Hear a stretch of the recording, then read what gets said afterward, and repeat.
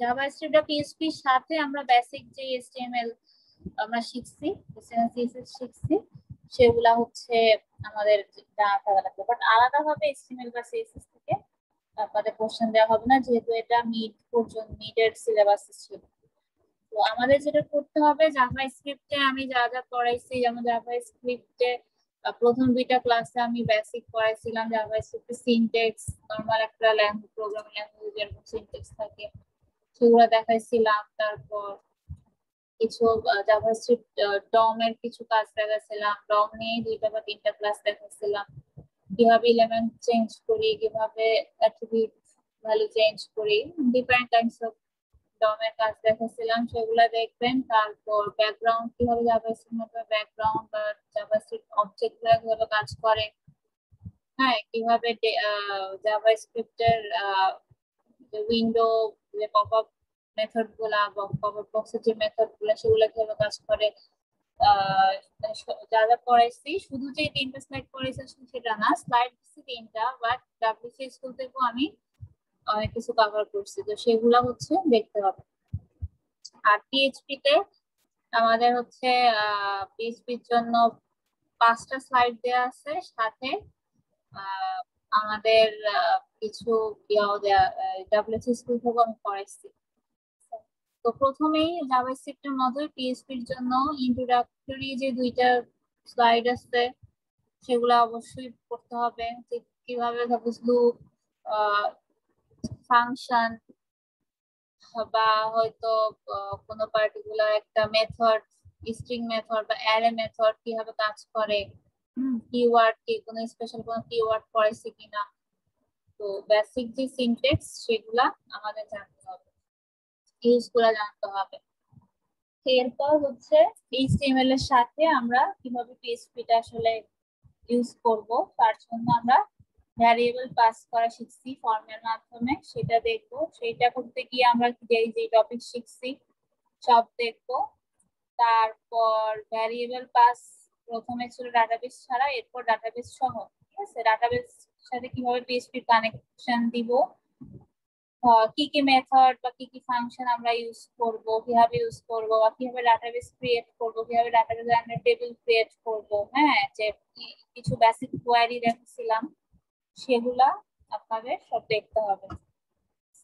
তো ডাটাবেস কানেক্টিভিটির মধ্যে দেখবেন লাস্টে দিয়ে আমি যখন কিছু এক্সাম্পল দেখাচ্ছিলাম তখন দুই একটা এক্সাম্পলে দেখবেন পিএইচপি রেগুলার এক্সপ্রেশনের জিনিস আসছে, তো তখন আমি ডাব্লিউসি স্কুল থেকে রেগুলার এক্সপ্রেশনের জিনিসগুলো দেখাচ্ছিলাম। তো আজকে একটা স্লাইড বাকি আছে, বলতে সব বাকি নাই, কিছু জিনিস ডাব্লিউসি স্কুল থেকে আগেও পড়াইছি, জাস্ট এখন একটু আমি হিন্টস দিয়ে দিব।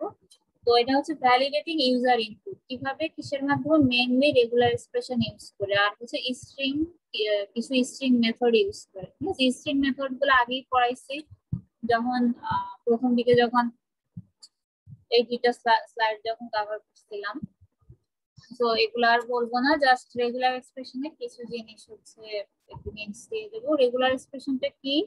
রেগুলার এক্সপ্রেশন হচ্ছে আমরা এনএলপি তে বা এই এনএলপির মধ্যে যদি কোনো থিওরি অফ কম্পিউটিং এ আমরা রেগুলার এক্সপ্রেশন যদি থাকে এই কোর্সটা আপনাদের, তাহলে এটা হয়তো কোর্স না। রেগুলার এক্সপ্রেশন হচ্ছে পার্টিকুলার একটা প্যাটার্ন, স্ট্রিং এর প্যাটার্ন, ঠিক আছে। তো যখনই কোনো সাপোজ কোন একটা ভেরিফিকেশন দরকার আছে, সাপোজ ইমেল ভেরিফিকেশন, হ্যাঁ, বা পাসওয়ার্ড ভেরিফিকেশন, তো এই ধরনের কাজে আমার এই যে কোনো ইউজার ইনপুট আমরা ভেরিফাই করব, সেই ক্ষেত্রে আমার রেগুলার এক্সপ্রেশনটা অনেক ক্ষেত্রে ইউজ করা হয়। নরমাল স্ট্রিং মেথড দিয়ে করা যায়, বাট ওটা অনেক হচ্ছে লেংদি হয়। যদি শুধুমাত্র কোনো একটা কমপ্লেক্স প্যাটার্ন থাকে, সেটাকে যদি আমি স্ট্রিং মেথড দিয়ে করতে চাই, সেক্ষেত্রে এটা অনেক বেশি কমপ্লেক্স হয়ে যায়। সেক্ষেত্রে রেগুলার এক্সপ্রেশনটা ইউজ করাটা ভালো। তো রেগুলার এক্সপ্রেশনটার নিয়ম হচ্ছে কি, রেগুলার এক্সপ্রেশনটা আমি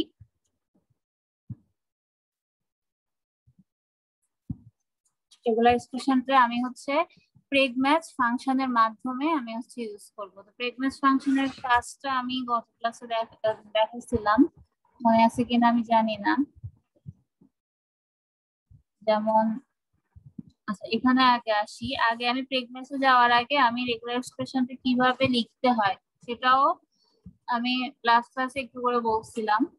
যে যেমন কিছু নোটেশন আছে, কিছু নোটেশন আছে যেগুলো আমার ফিক্স, সেগুলো আমার অবশ্যই ইউজ করতে হবে। যেমন কি, যেমন এই যে আহ এখানে একটা ডলার সাইন আছে, হ্যাঁ ডলার সাইনটা হচ্ছে আমার ওই স্ট্রিং এর লাস্টে আমার ম্যাচ করবে। হ্যাঁ, আর এরকম একটা নেগেশন সাইন আছে, এটা হচ্ছে স্ট্রিং এর শুরুতে হচ্ছে ম্যাচ করবে। দেন হচ্ছে যেমন এখানে একটা থার্ড ব্র্যাকেট আছে। হ্যাঁ, থার্ড ব্র্যাকেটের মানে হচ্ছে আমার কোনো পার্টিকুলার একটা ক্লাসের মধ্যে হয়তো অ্যালফাবেট বা সেরকম নিউমারিক কোনো ভ্যালু, তারপর এখানে একটা যে হাইফেন আছে সেটা হচ্ছে আমার রেঞ্জ বোঝানোর জন্য। তারপর এ to Z all alphabet, A to Z মানে হচ্ছে এ থেকে জেড অল অ্যালফাবেট। তারপর এরকম যদি সাইন থাকে থার্ড ব্র্যাকেটের মধ্যে, তাহলে এটা হচ্ছে মানে নেগেটিভ বোঝায়। সাপোজ এটা দিয়ে আমি বললাম এ টু জেড, তার মানে হচ্ছে এই অ্যালফাবেট বাদে হয়তো যে কোনো নিউমারিক ক্যারেক্টার অথবা কোন একটা স্পেশাল ক্যারেক্টার। তারপর এখানে আহ যেমন এখানে এই যে থার্ড ব্র্যাকেট দিয়ে একটা কোয়ান্টিফায়ার থাকতে পারে, তো এটা যখন থাকবে তখন এটা হচ্ছে লেংথ। ইজি ইজি ভাবে মনে রাখার জন্য এটা লেংথ বোঝানো যায়, যে আমার আসলে পার্টিকুলার এন টাইমস, এটা যদি থার্ড ব্র্যাকেট এন হয় তাহলে হচ্ছে মিনিমাম এন টাইমস সেটা হবে। আর হচ্ছে এরকম যদি দুইটা যদি কোয়ান্টিফায়ার থাকে এন এম, তাহলে হচ্ছে মিনিমাম এন আর ম্যাক্সিমাম এম টাইমস। এই যে minimum M times maximum M times. তো এখানে আরো কিছু আছে নোটেশন, যেমন প্লাস সাইন দিয়ে হচ্ছে matches one or more Times, অথবা এটা দিয়ে হচ্ছে জিরো আর ওয়ান টাইম। ঠিক আছে, তো আমরা একটা এক্সাম্পল দেখি। আছে আর একটা হচ্ছে কিছু অপশনাল নোটেশন আছে, যেমন কেউ যদি ডিজিট বুঝাতে চায় সেক্ষেত্রে এইটা না লিখে স্ল্যাশ ডি লিখতে হবে, বা নেগেট ডিজিট না লিখতে চাই সেক্ষেত্রে ক্যাপিটাল স্ল্যাশ ডি লিখতে হবে, বা আবার capital small A to Z, capital A to Z 0 to 9 total alphanumeric যে রেঞ্জটা সেটা বোঝানোর জন্য এটা না লিখে কিউ স্ল্যাশ ডাব্লিউ লিখলে হয়। এগুলা ফিক্স, এগুলা একটু মানে মেমোরাইজ টাইপের। ঠিক আছে, তো এগুলো এখন লিখান আমি একটা এক্সাম্পল দিই। যেমন এখানে ভ্যালিডেটিং ডেট, হ্যাঁ একটা ডেট ভ্যালিডেশনের একটা আছে, বা ইমেল ভ্যালিডেশনের। তো আগে আর একটা এক্সাম্পল ছিল, এই যে এইটা কি, এটা আগে বলি। এখানে আমার এই যে সাইনটা, এটা হচ্ছে আমার রেগুলার এক্সপ্রেশন শুরু আর শেষে। হ্যাঁ, এরকম ভার্টিক্যাল দুইটা বার। এরপর এখানে কি, এই যে স্টার্ট অফ দা স্ট্রিং, এটা হচ্ছে স্টার্টে থাকবে আর এটা হচ্ছে এন্ডে থাকবে যদি আমি ফিক্স ম্যাচ করাতে চাই। দেন হচ্ছে আমার প্যাটার্ন গুলা বা সাব প্যাটার্ন গুলা থাকবে। এখানে প্রথমে কি আছে, প্রথমে 0 to 9 দেওয়া আছে, তার মানে 0 থেকে 9 পর্যন্ত আমার রেঞ্জ থেকে যে কোনো আমার সংখ্যা আমি দিতে পারবো। আর ম্যাক্স মিনিমাম লেন্থ হচ্ছে 2। ঠিক আছে, আর আবার এখানে একটা হাইপেন আছে। হাইপেন হচ্ছে এখানে আমার এই দুইবার দেওয়ার পর আমার একটা হাইপেন সে চাইবে। ঠিক আছে, এরকম যে কোনো স্পেশাল ক্যারেক্টার আমি দিতে চাই, আমি জাস্ট যে প্লেসে দিতে চাই সেখানে আমি দিয়ে দিব।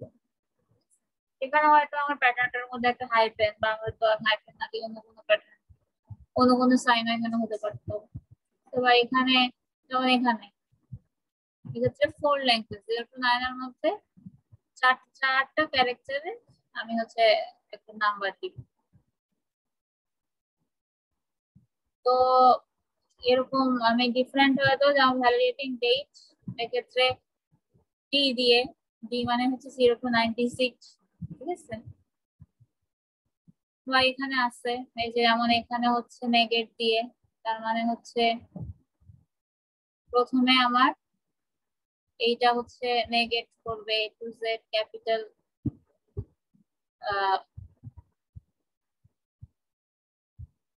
সরি এটা নেগেট না, এটা হচ্ছে আমার এই যে ইয়ার মধ্যে রেগুলার এক্সপ্রেশনের শুরুতে যেই হচ্ছে সাইনটা দেওয়া হয় সেইটা। তো এই ক্ষেত্রে A to Z, capital A to Z 0 to 9, আবার আন্ডারস্কোর, আবার একটা হচ্ছে ডট সাইন দেওয়া আছে। মানে প্রথমে এটা নিবে, এরপর হচ্ছে প্লাস অপারেটরটা নিবে, আর হচ্ছে এই অপারেটরটা নিবে।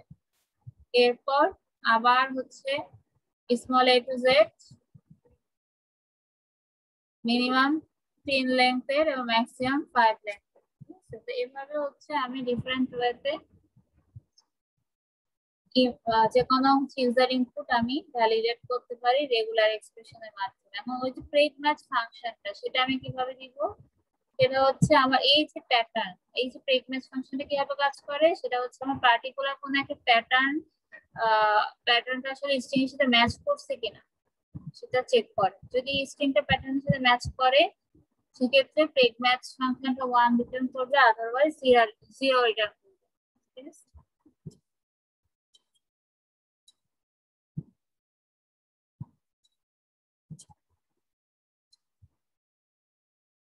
যেমন এই যে এখানে প্রেগ ম্যাচ, এখানে কিছু ভ্যারিয়েবল দেওয়া আছে, এখানে নেম ভ্যারিয়েবলটা, নেম স্ট্রিংটা আমি এই প্যাটার্নের মধ্যে চেক করে দেখব।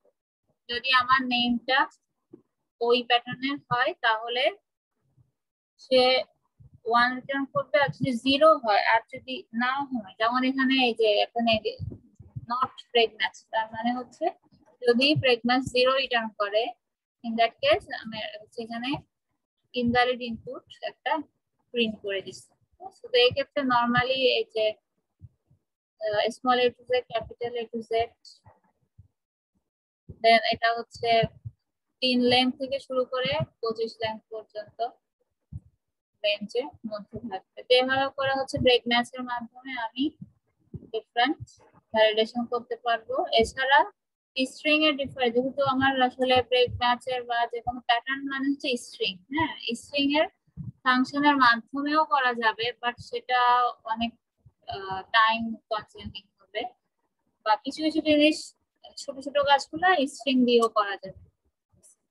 সাপোজ আমি যদি কোনো পাসওয়ার্ড ভি টাইপ চেক করতে চাই, সেক্ষেত্রে আমার ওই ব্রেক ম্যাচ আসলে না ইউজ করলেও হয়। সেক্ষেত্রে জাস্ট নর্মালি আমার strcomp যে ফাংশনটা কম্পেয়ার করবে টু স্ট্রিং ইকুয়াল কিনা। হ্যাঁ, যদি ইকুয়াল হয়, পাসওয়ার্ড ভি যদি সেম হয় তাহলে সেম, তাহলে 1, আদারওয়াইজ 0। এভাবে হচ্ছে কিছু জিনিস করা যাবে। বা স্ট্রিং লেন্থ যদি আমি বের করতে চাই, সেক্ষেত্রে স্ট্রিং লেন্থ, এগুলা কিছু ম্যাক্সিমাম অনেকগুলাই পড়েছিলাম, এবং স্ট্রিং আর অ্যারে আপনাদের সেকেন্ড বা থার্ড ক্লাসে দেখাছিলাম। তো এই পর্যন্ত হচ্ছে আপনাদের ফাইনালে করতে হবে। বুঝা গেছে?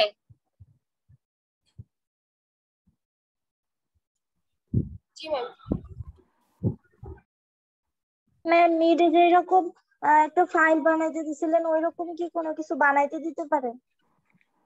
ফাইল বানাতে বলতে মানে ফাইল সাবমিট কোশ্চেনটা আসলে কেমন হইতে পারে সেটা একটু যদি বলতেন। কোশ্চেনটা এই তো কোশ্চেন মিডে যেরকম ছিল, মানে ডিফারেন্ট টাইপস ম্যাম এর সেইটাই হয়তো জিজ্ঞেস করছি ম্যাম। ওই সময় আমাদের একটা এমসিকিউ বলছিলেন থাকবে। যে স্যাম্পল রেজিস্ট্রেশন ফর্ম একটা দিতে, ক্রিয়েট করে দিতে আর কি। মিডে হ্যাঁ, ছিল। মানে মাল্টিপল টাইপের থাকবে, যেমন এমসিকিউ থাকতে পারে বা শর্ট কোশ্চেন আনসার থাকতে পারে। তারপর ফাইল টাইপের যেগুলো বড় কোশ্চেন, হ্যাঁ, সেগুলা ওই ফাইল সাবমিশনের থাকবে। ফাইল সাবমিশনের 2টা বা 3টা এরকম থাকবে।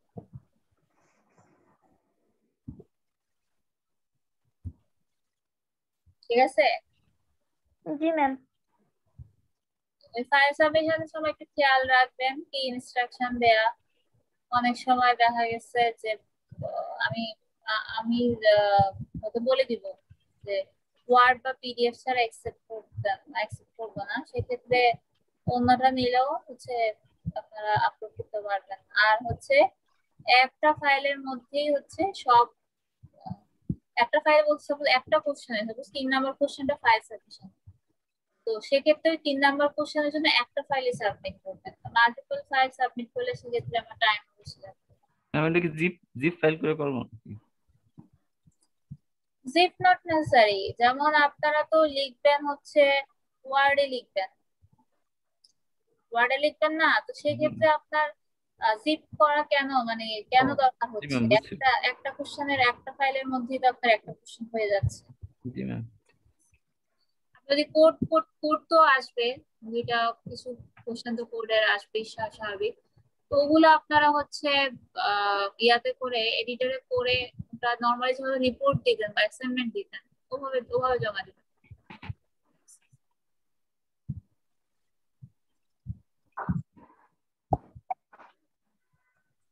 আর কার কোনো কোশ্চেন আছে? সবাই চ্যাটে হচ্ছে আইডি গুলো দিয়ে দেন। আচ্ছা, বাকি হচ্ছে যাদের প্রেজেন্টেশন আছে তাহলে শুরু করেন।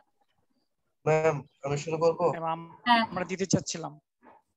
হ্যাঁ, প্লিজ কোন তো কত